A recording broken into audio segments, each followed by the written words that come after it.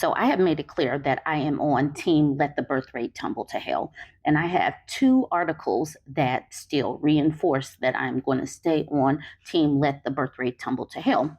So both of them are from The Guardian. We have deaths outstrip births in the UK for the first time in nearly 50 years. And we have family court judges plural, use victim blaming language in domestic abuse cases, finds AI project. And until women are safe, secure, supported around the globe, let the birth rate tumble to hell. All right, to the article. Deaths have outstripped births in the UK for the first time in nearly half a century, excluding the start of the pandemic, official figures showed on Tuesday. Declining fertility and the demise of baby boomers means there are now more funerals than baby celebrations, according to the figures from the Office of National Statistics. There were an estimated 16,300 fewer births than deaths in the UK in the year to mid 2023, the first time this has happened since the 1970s. The baby bust, if excess deaths during COVID are stripped out. But the figures continue to show a growing population, up 1% in the year to over 68 million people, due to the net international migration. So migration, people moving there, is helping. So here is the graphs. Here's the graph. The blue line is the births, the red line is the deaths. And you can see the red line is staying pretty steady. It went up here, down, and it took a dramatic up. And the blue line has always been pretty much higher than the red line. And now the red line has crossed. It is now crossed. There are more deaths than births. The dominance of deaths over births was described by economists as a stark reminder of Britain's demographic challenges, with student and migrant-friendly cities aging more slowly or even getting younger, the rural villages aging faster. Policymakers will face divergent demands to provide more social care in some areas and more school places in others, said Charlie McCurdy, an economist at the Resolution Foundation think tank. The total fertility across England and Wales fell to 1.49 children per woman in 2022, from 1.55 in 2021. According to the ONS, the replacement rate needed to maintain a population is at least 2.1 children per woman. However, demographers said births could again trump deaths in the near future, as the UK appears to be going through a transition whereby people will routinely have babies later, facilitated by advances in medical technology. Younger generations are postponing their childbearing, and so while fertility rates might be declining, there's a chance this could rebound, said Dr. Andrea Tilstra, a research fellow at Oxford University's Leavenhulme Center for Demographic Science. That could happen as these cohorts enter into their 30s, maybe even early 40s, and the ability to have children later in one's life becomes the norm, supported by technology like IVF. All right, look at this graph. Women in England and Wales are having fewer children before the age of 30. You know, everybody keeps trying to make women have babies early. Have babies early in your 20s, blah, blah, blah. Yet they also talk about don't have babies if you can't afford them. So the messaging is quite silly. But this is talking about how many babies women are having before 30 based on the year.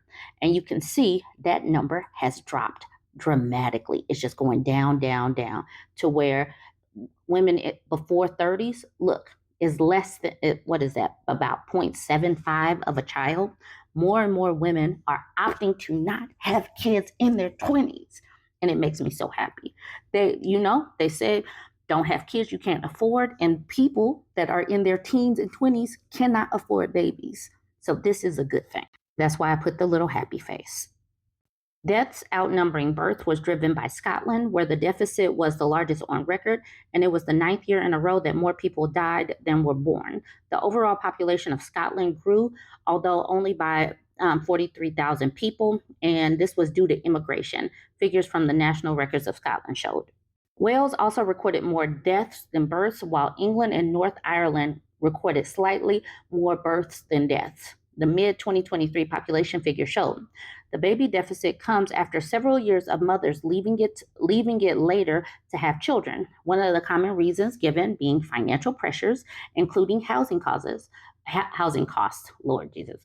Women born in the 40s gave birth on average to almost two children before turning 30. That fell steadily to one child for women born in the mid 1970s and plateaued before starting to fall again in recent years. Women born in 1993 who have turned 30 in the last year had zero point 0.8 children on average. I said 0.75 based on the graph. So I was pretty much right. At the other end of life, dementia and Alzheimer's diseases have been the most common causes of death in England and Wales since 2015 when they overtook heart disease, apart from the 2 years at the start of COVID. All right, so that is that. They are struggling with their demographics, but let's go into the other article that I was just talking about. Family court judges use victim blaming language in domestic abuse cases. They're not taking women's safety seriously. Women are letting y'all know there are lots of things going wrong, and child-free women see this. Single women see this. Women know and understand that it is not safe, and the the people who are harming women typically are the people in their vicinity, their significant others, their boyfriends, their husbands. Judges in family courts are using victim blaming and gender biased language towards domestic abuse survivors, AI analysis of judgments and appeals in England and Wales reveals. The findings are a result of a project called Her Ethical AI, which trains computers to identify attitudes among judges that warns is resulting in re traumatization on domestic abuse survivors in the family courts. Examples found through the research include characterizing a woman as a deeply troubled mother with mental health difficulties unrelated to the father's behavior, referring to an attempted strangling as a possible prank, or concluding it was improbable that an educated professional would not speak to anyone else while inappropriate and wrong sexual relations were happening. The idea for the project originated with a campaign called Breaking Bias, run by Right to Equality. Charlotte Proudman, its founder and barrister, said the AI model could look through the nitty gritty to find patterns of behavior in the language used and reveal stereotypical assumptions about victims of domestic abuse, as well as a lack of understanding around coercive and controlling behavior and how trauma impacts memory. She said the findings underscored the need for greater training on domestic abuse and family court proceedings to help rebuild low levels of public trust in the fairness of the judicial process. There's an attitude of disbelief. Victims have reported feeling gaslit, victim blamed, dismissed in the courtroom setting. Some have described being cross examined as equivalent to being raped all over again, which is one of the most harrowing things I have heard. That's horrendous. The courts are there to protect victims, not make it worse. One problem she identified was the adversarial system, which can re traumatize survivors of domestic abuse and has a deterrent effect on others thinking of coming forward. Her Ethical AI, a startup that brings together academic experts in psychology and machine learning, along with a retired police inspector, plans to publish a journal article with its findings, as well as help survivors make the case to be tried by a different judge or file complaints against them.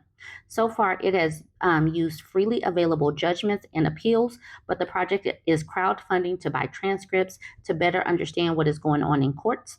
The cost of a court transcript comes per folio, which consists of 72 words, the cheapest being 80p, maybe that's pence a folio, going up to 1.91 pounds a folio. This is often out of reach for domestic abuse survivors who may have taken a financial hit to leave their abuser.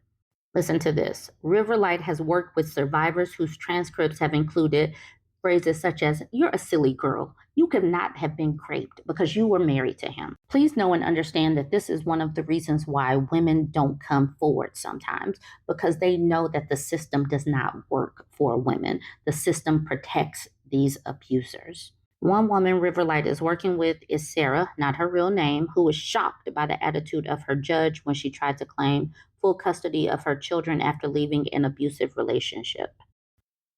She had been pushed while pregnant and had testimony from a GP who saw the bruises as well as recordings of her partner being verbally abusive.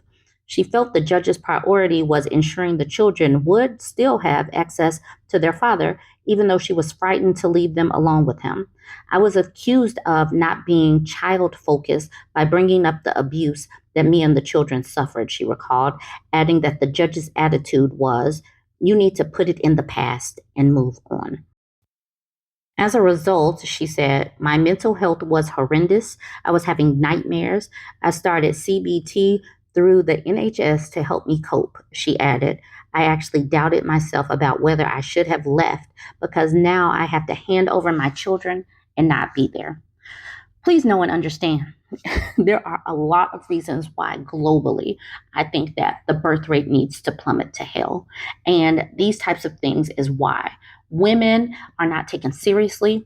Our health and safety are not taken seriously. The health and safety of our children are not taken seriously in this world. And it starts from the bottom to the top with police taking statements to judges to prosecutors re-traumatizing women that do try to leave. Why should a woman who is single or child free bring children into this world and they don't know for sure if they'll be able to protect that child? So that's why I'll keep saying it. I am on team let it plummet to hell until these patriarchal societies and countries can get it together, because this world as it stands today doesn't deserve more children. All right, y'all weigh in though. Don't forget to like, comment, and share.